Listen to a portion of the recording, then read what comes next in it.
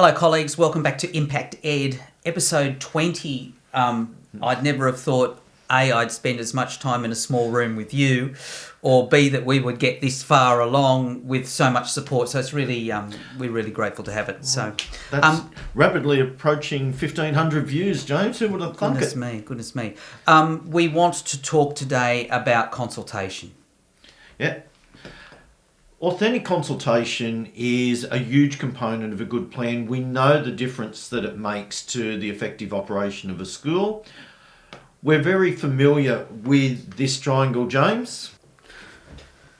So, Steve, we know the triangles, we know the frame, looking inward, looking outward, looking forward. With regard to consultation, we're probably going to do a little bit at each stage. We are, and it's a different process in the planning. I think previously what we did was very much when we were at the looking forward stage, James, we formed that school evaluation team, and consultation really happened at that point. You remember this graphic from earlier. That views and feedback, I talk about it being connect and collect. This is where we want information from our key stakeholders. It can be surveys, it can be forums, it can be, any mode of collecting data, qualitative and quantitative. And whilst we're not calling this consultation, this is communicating inwards. It's us looking inwards, getting information about our school operation. Yeah, so consultation happens later, but as part of looking inward, you need to get information from your stakeholders. So I see the distinction. And that's it. If you're not connecting at that point, we're in trouble. When we're talking looking outward, at this stage, it's schools, as we know, making balanced judgments, what they're currently doing against what the research says, the priorities and opportunities where other schools are doing things differently. And this really isn't a point for consultation. We get to the looking forward stage and we're starting to talk about how we're going to go, what we're going to do, what we'll adopt, what we'll decommission and what we'll improve. We then get to the point where we're ready to go and consult with our key stakeholders. And that then, given this structure, becomes quite a structured conversation, doesn't it? Oh, absolutely. We looked inward and we found this bunch of stuff about our school. We're good at this, we're bad at that, we need more of this, we need less of that.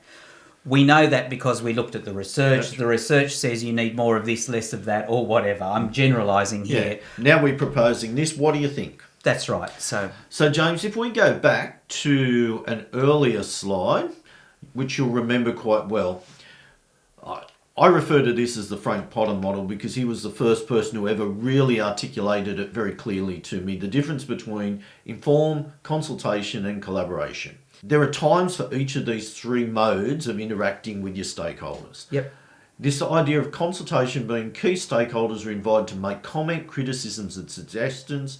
This may occur before, during planning. Consultation is importantly not an approval process. And the bit down the bottom where the principal is accountable for all decisions within the school and they must choose which process is most appropriate. When we do good consultation, we know that there's likely to be multiple different viewpoints. So, if we use one quite silly, if we spoke about introducing Coca-Cola in the canteen. And I'm a parent and I'm saying, no way, not on my watch, my children are diabetic, you'll give them sugary teeth and they'll die. We go to the kids who say, oh yes, bring it on. Bring on Coca-Cola. The P&C is likely to be split. The side that look at the finances for the canteen will love the concept. Yep. The side that are worried about their kids not being able to concentrate in class against it. So a principal consulting with all those groups can get multiple viewpoints. So it needs to be quite clear to everybody involved that simply because the principal's consulting doesn't necessarily mean that there will be the universal agreement. Now, that's quite okay, but it's got to be set up front because some of the dissatisfaction that's occurred over the years with consultation is when groups feel that they weren't heard because they didn't get what they thought. Which is why the looking forward bit, the we are doing this because has to be so explicit. People who maybe don't welcome a decision or a direction or a a program need to know why that decision has been made. And that's right. So if we go to our next slide, we refer to this as the non-negotiables for consultation. So the first thing is every school's required to conduct a really thorough situational analysis. It's written in. Yep. And it's 100% expectation. These are all non-negotiable.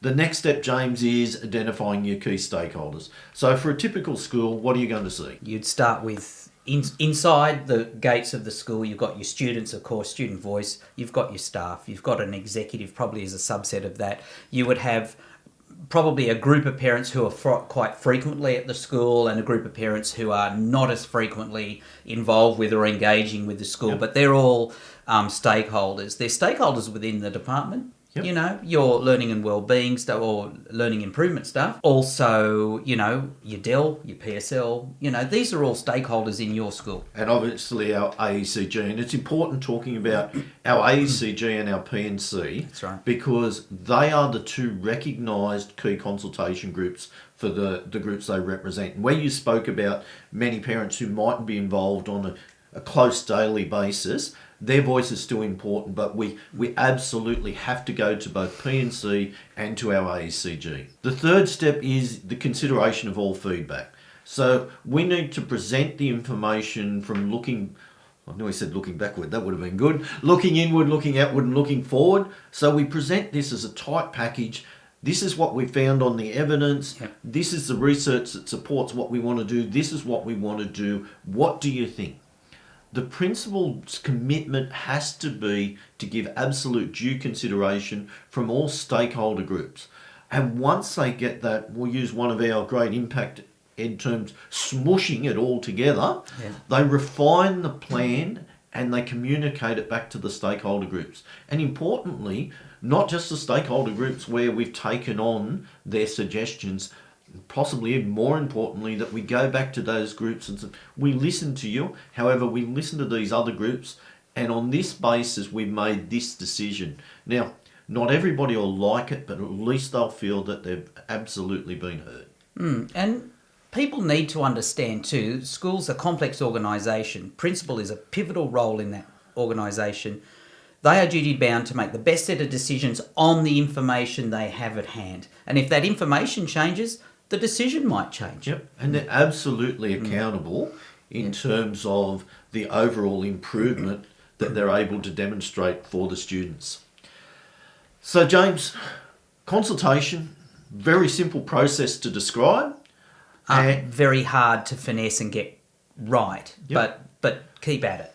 Now, you've spoken, I know, to the AECG groups in your area? Yes, I have, yep. There's an agreement there where we're going to bring early indications from our situational analysis to a meeting and then come back at a second meeting at a later stage where the directions are beginning to crystallise and have that forum of discussion, both among principals, but among the entire AECG as well. And whilst the principal's not required to start the consultation process until they've completed their situational analysis, our strong advice is over-communicate.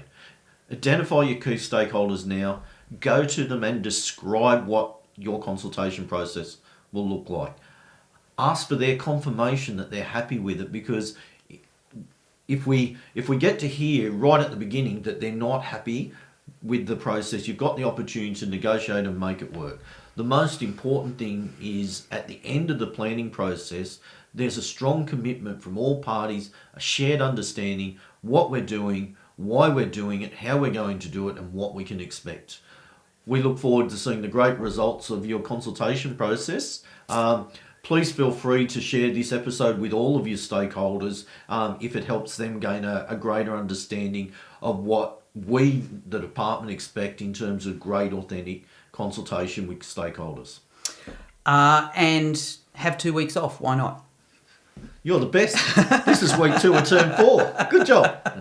Well, will be by the time it's published. Thanks. Have a great holiday. Take care.